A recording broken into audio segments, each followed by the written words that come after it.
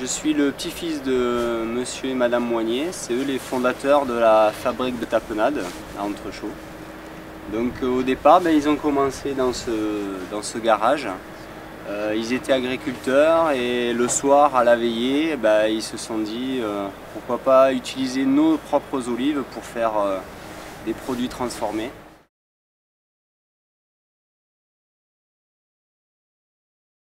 Et par rapport au travail de mes grands-parents, nous, on a apporté un petit peu tout ce qui est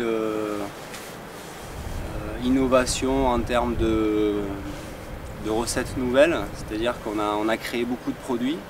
Donc par rapport à notre tapenade aux olives Nord de Nyons, donc on se sert beaucoup en direct auprès de producteurs, donc de la région de Nyons et de Bulle-et-Baronnie.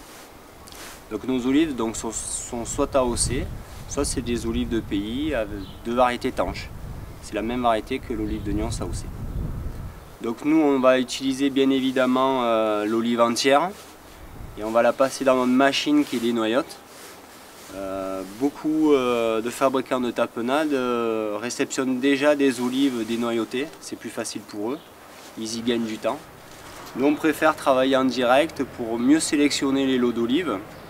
Et bien évidemment, les olives que l'on sélectionne, ça va être de l'olive de table, comme si on l'achetait telle quelle pour un apéritif par exemple.